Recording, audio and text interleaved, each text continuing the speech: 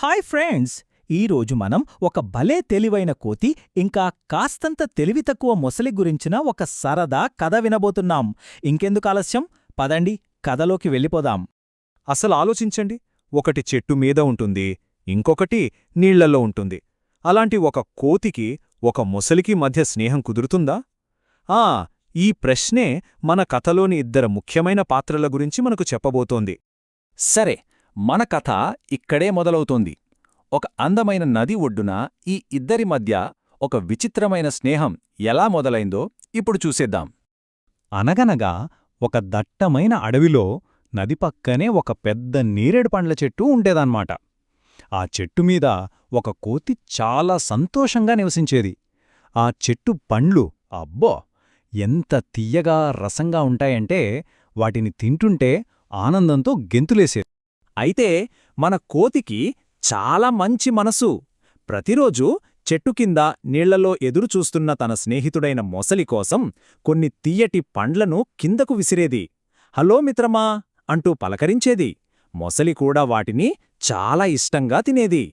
అలా రోజూ పండ్లు పంచుకుంటూ, కబుర్లు చెప్పుకుంటూ, ఆడుకుంటూ ఆ కోతి, మొసలి ఇద్దరూ మామూలు స్నేహితులు కాదు, ప్రాణ స్నేహితులైపోయారు. ఒకరినొకరు పూర్తిగా నమ్మే అంత గొప్ప స్నేహం వాళ్లది. అంతా చాలా సంతోషంగా ఉంది కదా. కాని ఇక్కడే కథలో ఒక పెద్ద మలుపొచ్చింది. ఒక అత్యాశతో కూడిన కోరిక వాళ్ళ స్నేహాన్ని ప్రమాదంలో పడేసింది. ఏంటో చూద్దాం. ముసలి భార్యకి ఈ తియ్యటి పండ్ల గురించి తెలిసింది.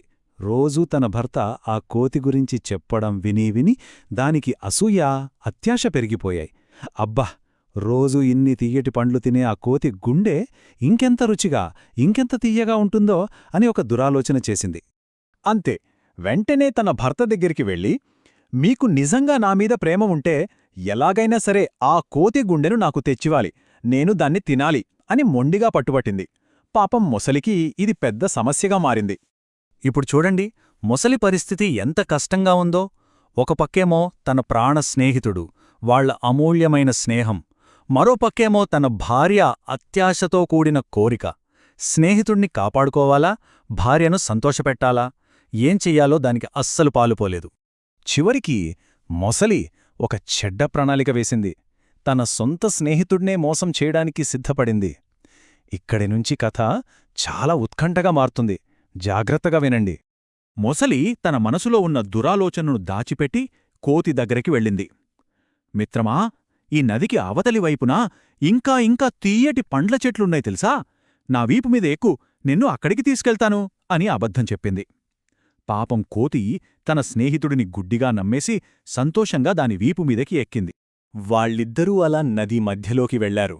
చుట్టూ లోతైన నీళ్లు, ఎటూ వెళ్లలేని పరిస్థితి. సరిగ్గా ఆ సమయంలో మొసలి తన అసలు స్వరూపాన్ని బయటపెట్టింది. మిత్రమా, నన్ను క్షమించు, కాని మా ఆవిడ కోసం నాకు నీ గుండె కావాలి అని చెప్పేసింది. అయ్యయ్యో, ఇప్పుడు కోతి పరిస్థితి ఏంటి? కాని మన కోతి మామూలుది కాదు, చాలా తెలవైంది. ఆ ప్రమాదం నుంచి తన ప్రాణాలను కాపాడుకోవడానికి ఎంత వేగంగా ఆలోచించిందో ఇప్పుడు చూద్దాం. ఆ మాటలు వినగానే కోతికి గుండె ఆగినంత పనైంది. కాని అది ఏమాత్రం భయపడలేదు, కంగారుపడలేదు.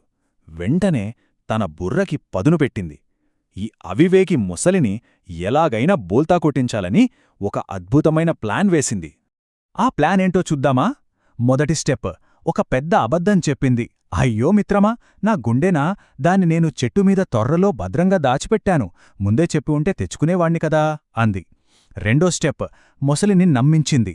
పద పద, త్వరగా వెనక్కి వెళదాం, దాన్ని తీసుకువద్దాం అని కంగారు పెట్టింది. ఇక మూడో స్టెప్, గట్టు చేరగానే ఫట్ ఒక్క గెంతులో చెట్టుమీదికి దూకి ప్రాణాలు కాపాడుకుంది. హమ్మయ్యా, కోతి అయితే తన తెలివితో బతికిపోయింది. కాని మొసలి పరిస్థితి ఏంటి? అత్యాశ వల్ల అది ఎంత పెద్ద పాఠం నేర్చుకుందో ఇప్పుడు చూద్దాం. కథ ముగింపుకు వచ్చేసింది. చెట్టు కొమ్మమీద సురక్షితంగా కూర్చున్న కోతి కింద ఉన్న ముసలితో గట్టిగా అంది. ఓ అవివేకి ముసలి, గుండె లేకుండా ఎవరైనా ఎలా బతుకుతారు? నీ మూర్ఖత్వంతో ఒక మంచి స్నేహితుడిని కోల్పోయావు. మన స్నేహం ఈ రోజుతో ముగిసింది.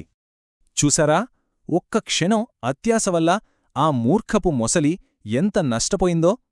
తనని నిజంగా నమ్మిన ఒకే ఒక్క స్నేహితుడిని, అతని దయనో, రోజూ దొరికే రుచికరమైన పండ్లను, అన్నింటికన్నా ముఖ్యంగా నమ్మకాన్ని అన్నీ శాశ్వతంగా కోల్పోయింది.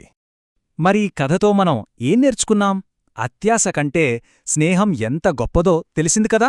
అందుకే ఏ రుచికరమైన వస్తువు కన్నా నిజమైన స్నేహం చాలా విలువైనది కాదంటారా? దీని గురించి ఒక్కసారి ఆలోచించండి.